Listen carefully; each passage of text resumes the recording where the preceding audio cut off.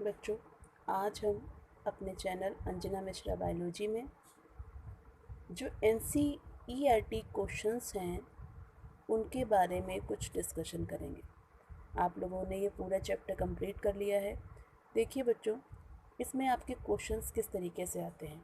जैसे जीवों के लिए जनन क्यों अनिवार्य है, जीवों में जनन की प्रोसेस क्यों आवश्यक होती है, यानी जो निरंतरता होती है, किसी भी जीव जाति की जो निरंतरता है वो लगातार बनी रहे, इसके लिए रिप्रोडक्शन बहुत अधिक आवश्यक होता है। तो ये क्वेश्चंस मैं आपको कुछ दिखा रही हूँ। आपने पूरा चैप्टर कंप्लीट कर लिया है, तो इन क्वेश्चंस की भी आप लोग रीडिंग अवश्य करें। नेक्स्ट क्वेश्चन है आपका बच्चों कि जनन की अच्छी विधि कौन सी है, यानी जो रिप्रोडक्शन के मेथड आपने पढ़े हैं, लैंगिक जनन, कायिक जनन, तो सबसे अच्छा मेथड कौन सा है। तो सबसे अच्छा मेथड हमारा होता है लैंगिक जनन, क्योंकि इसके द्वारा गुणसूत्रों की अदला बदली होती है और नए लक्षणों का विकास होता है। आनुवांशिक विभिन्नता के कारण जीव अधिक क्षमतावान होता है, जीवों की संख्या इसके द्वारा बढ़ती है। इसी कारण सबसे अच्छा मेथड कौन सा होता है, लैंगिक जनन होता है।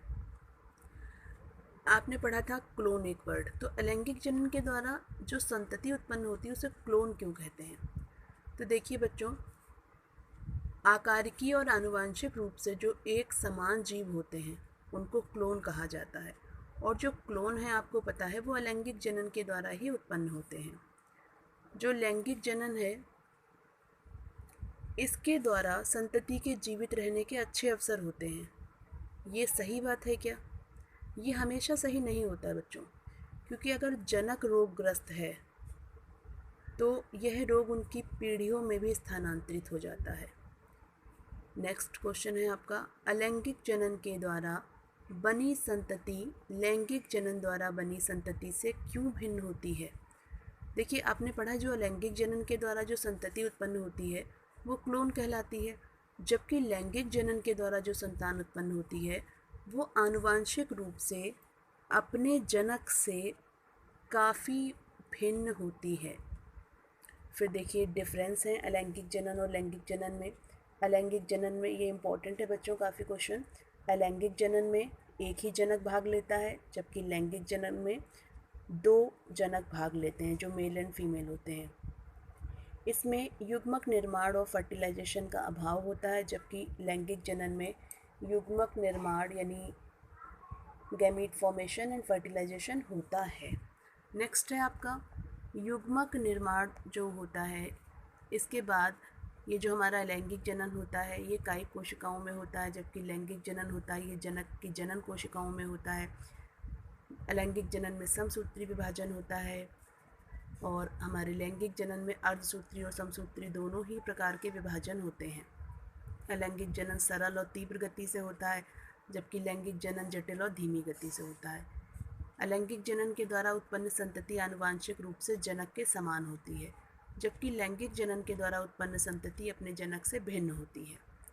अलैंगिक जनन में कलिका खंड या जनक का पूरा शरीर होता है, जबकि लैंगिक जनन में जो जनन की इकाई होती है वो गैमीट होती है। और अलैंगिक जनन अकशेरुकी जंतु और लोअर नॉन कोऑर्डिनेट्स इसमें पाया जाता है, जबकि जो सेक्सुअल रिप्रोडक्शन है ये प्लांट्स और एनिमल्स दोनों में ही प्रेजेंट होता है। नेक्स्ट क्वेश्चन आपका रहेगा बच्चों, कायिक प्रवर्धन से आप क्या समझते हैं, कोई उदाहरण दीजिए। आपको मैंने पूरा कायिक प्रवर्धन पढ़ाया है। कायिक प्रवर्धन का मतलब होता है पौधे के किसी भी भाग से नए पौधे का निर्माण कर लेना, जैसे जड़, तना और पत्ती। आपने उदाहरण देखी है इसमें, आलू भी मैंने आपको पढ़ाया था, अजूबा पढ़ाया था, ब्रायोफिल्लम की पत्ती पढ़ाई थी, तो ये आपका कायिक प्रवर्धन हो गया। जटिलता के बावजूद भी जीवों में लैंगिक प्रजनन पाया जाता है, क्यों। देखिए, जटिलता के बावजूद भी जीवों में लैंगिक प्रजनन पाया जाता है। अभी आप इसी टाइप का क्वेश्चन ऊपर पहले भी पढ़ चुके हैं, क्योंकि गुणसूत्रों के आदान प्रदान से कुछ विभिन्नताएं उत्पन्न होती हैं जो जीव के विकास में सहायक होती हैं। यही रीज़न रहता है कि लैंगिक प्रजनन जो है होता है, जबकि इतनी ज़्यादा जटिलता का मेथड भी यहाँ पर पाया जाता है। जू स्पोर यानी अलैंगिक चल बीजाणु और जाइगोट के बीच में डिफरेंस क्या होता है। अलैंगिक चल बीजाणु जो होते हैं यानी जू स्पोर्स का मतलब होता है ये अलैंगिक जनन की इकाई होते हैं, इसमें एक फ्लैजिला पाया जाता है जिसके द्वारा इसमें चलन होता है और जीव द्रव्य से सूत्री विभाजन होता है। तो जो अलैंगिक जनन यानी जूस्पोर और युग्मनज यानी जाइगोट जो लैंगिक जनन के द्वारा बनेगी संरचना, जाइगोट नर और मादा दोनों के संयुग्मन से बनी हुई संरचना होती है।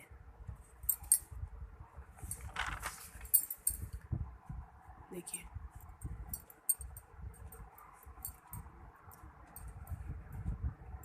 ये आपके NCERT बेस के क्वेश्चन आंसर हो गए।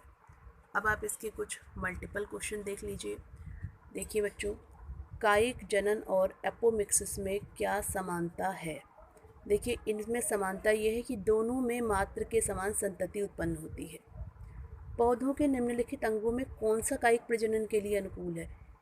तो देखिए यहाँ पर तना सबसे अधिक अनुकूल होता है। कृत्रिम कायिक प्रवर्धन किसके द्वारा संभव होता है? तो कृत्रिम कायिक प्रवर्धन आम में संभव होता है। शकरकंद और डहेलिया में कायिक जनन किसके द्वारा होता है?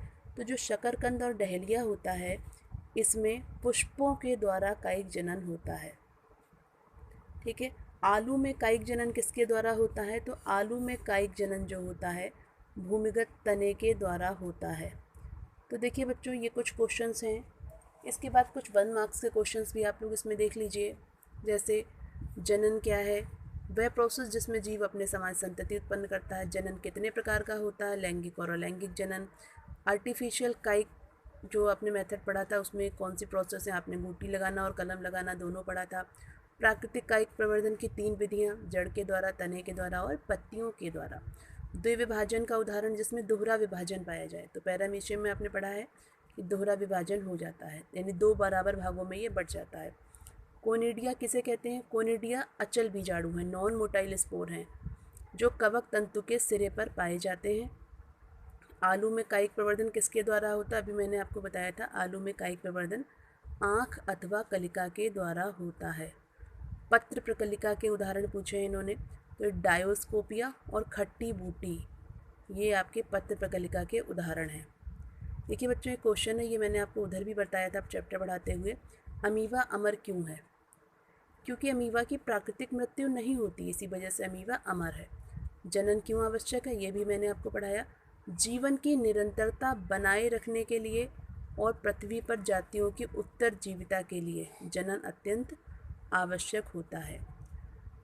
तो बच्चों ये आपका first chapter reproduction in organism बिल्कुल कंप्लीट हो गया है। इसमें आपने क्वेश्चन आंसर्स भी कर लिए हैं, आपने चैप्टर की थ्योरी भी पढ़ ली है, आपने एक्सरसाइज के क्वेश्चंस भी कर लिए हैं, आपने ऑप्शनल भी कर लिए हैं और आशा करती हूँ ये चैप्टर आपको पूरा समझ में आया होगा। सभी वीडियो को देखें, चैनल को लाइक करें, सब्सक्राइब करें। Thank you.